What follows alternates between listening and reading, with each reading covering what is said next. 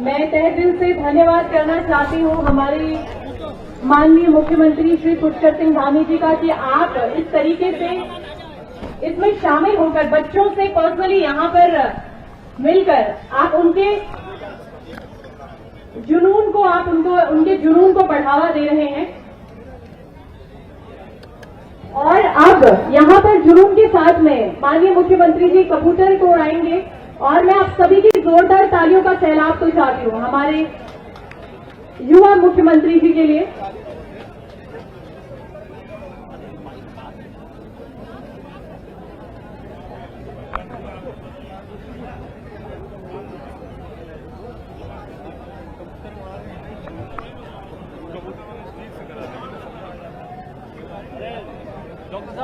तो इसी तरीके से सभी खिलाड़ियों का जो कि विभिन्न राज्यों से हमारे बीच में आज इस पावन नगरी में हरिद्वार में मौजूद है,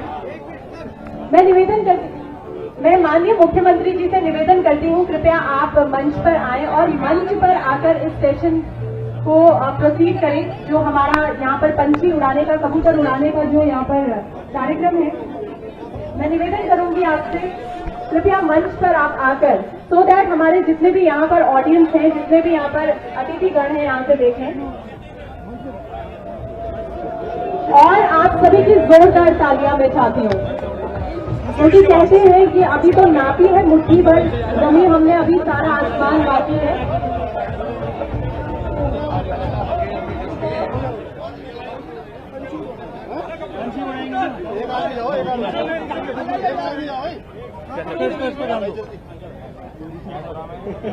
तो मैं आप सभी से निवेदन करती हूँ एक बार फिर से इस सेशन के लिए, इस जुनून भरे जज्बे भरे सेशन के लिए एक बार जोरदार और दमदार तालियां हो जाएं, दोनों हाथ ऊपर करके। Come on everybody, let's give a huge and loud round of applause as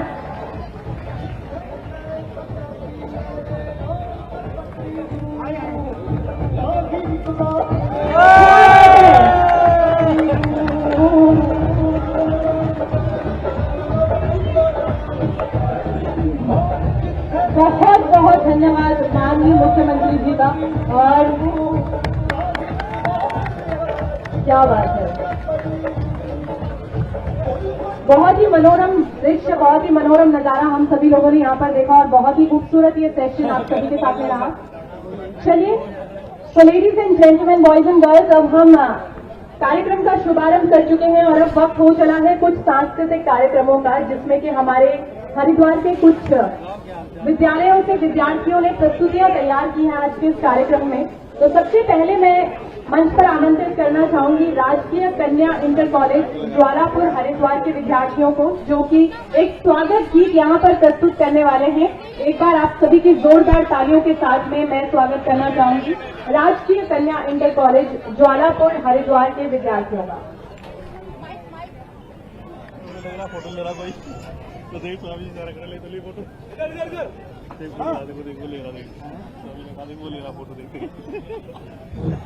मैं क्षमा चाहूंगी, जो हमारे सांस्कृतिक कार्यक्रम है ये तो बैक टू बैक चलते रहेंगे, लेकिन क्योंकि हमारे जो माननीय मुख्यमंत्री हैं हमारे इस कार्यक्रम में अपना कीमती समय निकालकर हमारे बीच में मौजूद हुए हैं, मैं उनसे निवेदन करना चाहती हूँ कि मंच पर उद्बोधन कर हमें संबोधित करें और अपना आशीर्वचन हमें दें। एक बार जोरदार तालियों के साथ में मंच पर स्वागत करें मुख्य अतिथि माननीय श्री पुष्कर सिंह धामी जी, मुख्यमंत्री उत्तराखंड सरकार। सांस्कृतिक कार्यक्रम हम कुछ देर बाद प्रोसीड करेंगे। स्वागत हो जाए एक बार।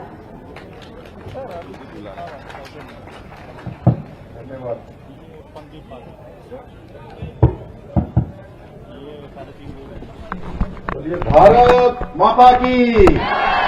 भारत माता की, गंगा मैया की, गंगा मैया की। राष्ट्रीय जूनियर कबड्डी चैंपियनशिप के उद्घाटन अवसर पर हमारे बीच में यहाँ पर उपस्थित, जिनका पूर्व में यहाँ संबोधन हुआ, अखाड़ा परिषद के अध्यक्ष पूज्य रविंदर पुरी जी महाराज, हमारे इस क्षेत्र के लोकप्रिय विधायक और हमारे बहुत वरिष्ठ नेता आदरणीय मदन कौशिक जी, हमारे इसी क्षेत्र के पूर्व मंत्री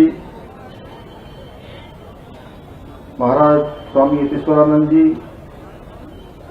भारतीय जनता पार्टी के अध्यक्ष भाई संदीप गोयल जी, श्री संजय गुप्ता जी, हमारे लोकप्रिय विधायक रानीपुर क्षेत्र भाई आदेश चौहान जी, हमारे जिला अध्यक्ष ग्रामीण श्री शोभाराम प्रजापति जी, भाई मनोज गर्ग जी, अनीता शर्मा जी, हमारे जिला पंचायत के अध्यक्ष श्री किरण चौधरी जी, सुशील राठी जी, ब्रजभूषण विद्यार्थी जी, इसके संयोजक कन्हैया भाई एवं यहाँ पर उपस्थित मंचासीन सभी हमारे अतिथिगण, सभी प्रमुख महानुभाव, इस कबड्डी प्रतियोगिता में प्रतिभाग करने वाले पूरे देश से आए हुए खिलाड़ी भाई, आप सभी का, उपस्थित पत्रकार मित्रों, छायाकार बंधुओं, मैं आज के शुभ अवसर पर आप सभी के यहां पधारने पर आप सभी का मैं स्वागत करता हूं, अभिनंदन करता हूं। देवभूमि आगमन पर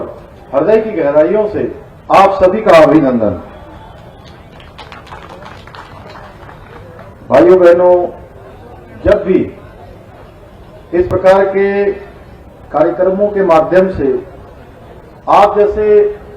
युवाओं के बीच में, आप सब नौजवानों के बीच में और खिलाड़ी भाइयों के बीच में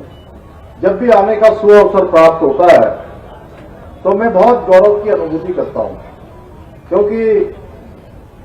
जितने भी हमारे प्रमुख खेल हैं उनमें से कबड्डी हमारा बहुत ही रोचक खेल है। और बचपन में हम लोगों ने बाल्यकाल में कबड्डी बहुत ज्यादा आप लोगों की तरह तो नहीं खेली कि इतनी बड़ी प्रतियोगिता में आप सब लोग भाग लेने आए हैं अपने अपने प्रदेशों की तरफ से, लेकिन छोटे स्तर पर लगातार मैं भी कबड्डी खेलता रहा हूं, इसलिए आप सबके बीच में आकर गौरव की अनुभूति महसूस करता हूं। मैं आभारी हूं उत्तराखंड कबड्डी एसोसिएशन का, जिन्होंने मुझे इस कार्यक्रम में आमंत्रित किया और आप जैसे सभी देश के हमारे कर्णधार युवा एवं होनहार खिलाड़ियों से मिलने का अवसर प्रदान हुआ। मेरा मानना है कि सभी के अंदर ईश्वर के द्वारा दिया हुआ एक विशिष्ट गुण है, जिसके माध्यम से हम जिस क्षेत्र में भी जाए उस क्षेत्र में सकारात्मक ऊर्जा का सृजन कर सकते हैं। मुझे यहां पर साक्षात रूप से देखने को मिल रहा है कि आप लोगों की उपस्थिति ने पूरे मैदान के अंदर, और अब जब आपका यहां से एक के बाद एक दल आ रहा था, एक के बाद एक राज्य का दल आ रहा था, तो पूरा ग्राउंड आप सबकी सकारात्मक ऊर्जा से भर गया है। एक तरफ मां गंगा का सानिध्य, दूसरी तरफ इतने नौजवान खिलाड़ी भाइयों का इस प्रांगण में उपस्थिति, ये अपने आप में ही एक सकारात्मक ऊर्जा का संदेश देती है। आप सभी की अपार ऊर्जा हम सब लोगों को, जितने लोग भी मंच पर है, कोई राजनीति के क्षेत्र में है, कोई अध्यात्म के क्षेत्र में, महाराज रविंद्रपुरी जी पूरे संतों के हमारे वो हैं, नेतृत्व करता है, और बहुत सारे लोग हमारे अन्य क्षेत्रों में काम करते हैं। इन सबके अंदर भी और मेरे जैसे के अंदर भी, सबके अंदर आपकी ऊर्जा से एक नई ऊर्जा का सृजन होता है, जो हमें अपने अपने क्षेत्रों में नई प्रेरणा से और नई ऊर्जा से काम करने का अवसर होता है। और खेल के बारे में, चूंकि मैं भी बचपन से सभी खेलों में भाग लेता रहा हूं, क्रिकेट है, खो खो है, कबड्डी है, फुटबॉल है या एथलेटिक्स है, बैडमिंटन है, सब में मैंने थोड़ा थोड़ा खेला है भाइयों बहनों। लेकिन अभी मैं एक नया अनुभव कर रहा हूं। नया अनुभव यह है कि मेरे 9 वर्ष का बेटा है और वो खेल के बारे में जब मुझे बहुत कुछ बताता है, वह प्रदेश और राज्य स्तर की जो स्केटिंग प्रतियोगिता होती है, उस स्केटिंग प्रतियोगिता में जब वो पदक जीत कर आता है और उसका कोई प्रशिक्षण कभी नहीं हुआ, वो गांव में रहता था खटीमा में, और बचपन से उससे उसके बड़े भाई के लिए हम स्केटिंग खरीद के लाए, उसके लिए लाए भी नहीं कभी। बड़े वाले ने तो उतनी रुचि कभी नहीं दिखाई, उसकी स्केटिंग से ही उसने खेलना सीख लिया, चलना सीख लिया। कभी हाथ में चोट मारता था, कभी पैर में चोट मारता था, बिना किसी प्रशिक्षक के। और एक बार नहीं, दो बार नहीं, कई बार वो पदक जीत चुका है। और मुझे अपने खेल के बारे में और उसके साथ प्रतिभाग करने वाले ऊर्जावान खिलाड़ियों के बारे में बहुत ही रोचकता से वो बात करता है। एक दिन हुआ ये कि अभी उसकी प्रतियोगिता हो रही थी, तो प्रतियोगिता के दिन उसका जो प्रतियोगिता का टाइम था वह तो हो गया, उसका 1 बजे पूरा हो गया दिन में। तो हमने उसको फोन करवाया कि उसकी टीचर को कि उसको घर भेज दीजिए। तो वो फोन पर आकर कहता है कि नहीं, मेरी प्रतियोगिता तो पूरी हो गई है, लेकिन मेरे साथ जो बहुत सारे बच्चे हैं, मैं उनको सबको यहां पर प्रोत्साहित करने के लिए रुका, उनको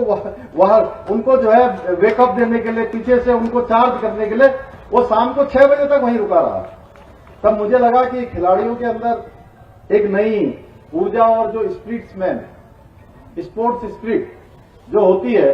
वो अपने आप में बहुत बड़ी होती है। और इस स्पोर्ट्सशिप मैनशिप होती है, उसके कारण से हम लोगों के अंदर बहुत सारे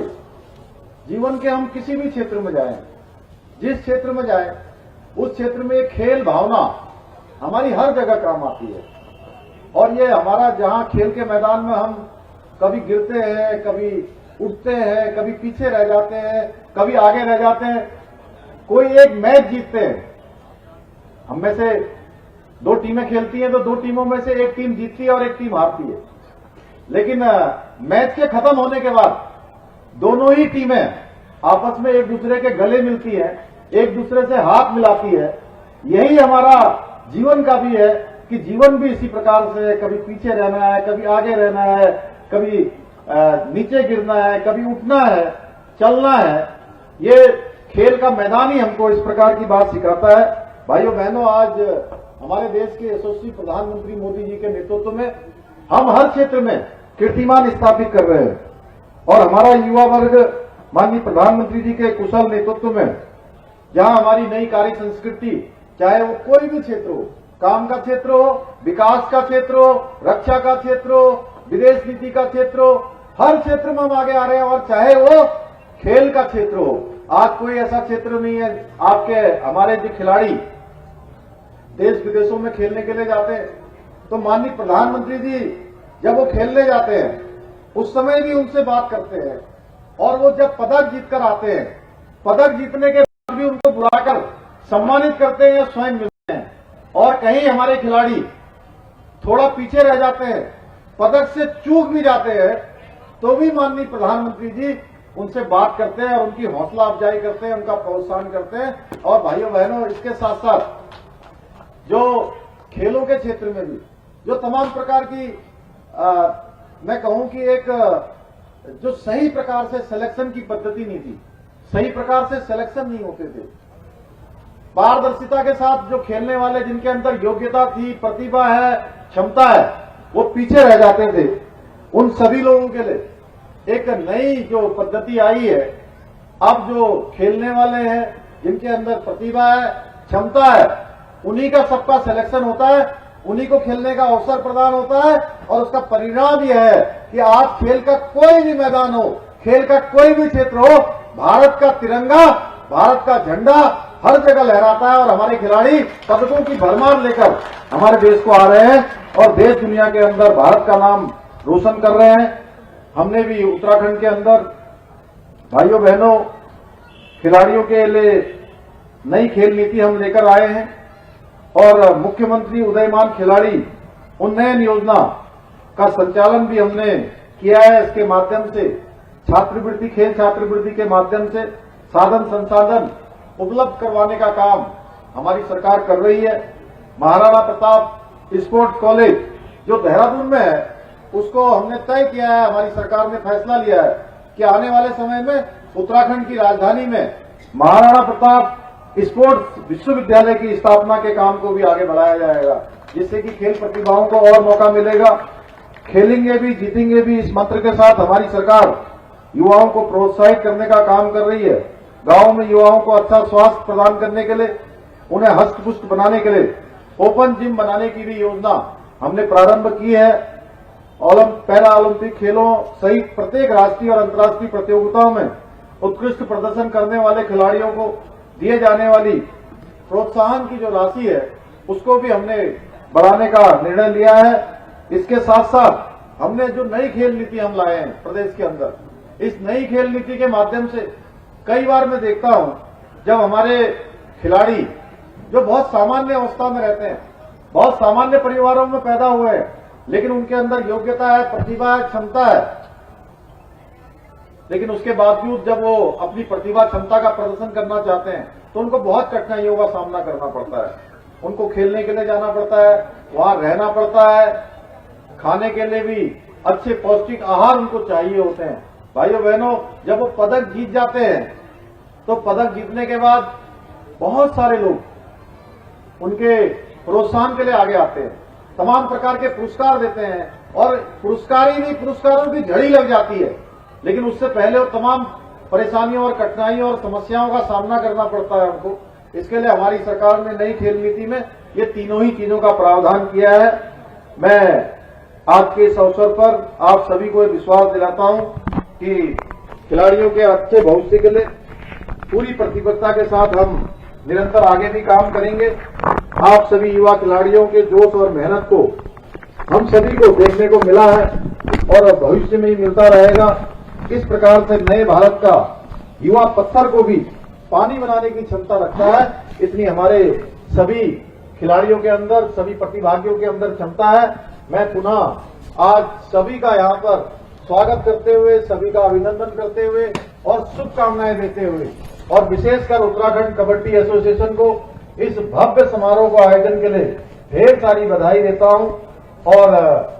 उसके उज्जवल भविष्य की कामना करता हूं कि ये पूरा जो हमारा जो प्रतियोगिता है वो पूरी प्रतियोगिता सफल होगी और इसके दूरगामी परिणाम होंगे और साथ ही साथ हमारे सभी युवा प्रतिभागियों को विभिन्न क्षेत्रों में जाने का इस खेल प्रतियोगिता के माध्यम से, इस कबड्डी प्रतियोगिता के माध्यम से अवसर मिलेगा। इतना ही कहते हुए आप सबका धन्यवाद करते हुए मैं अपनी बात को समाप्त करता हूं। बहुत बहुत धन्यवाद। भारत माता की, भारत माता की, भारत माता की जय हिंद।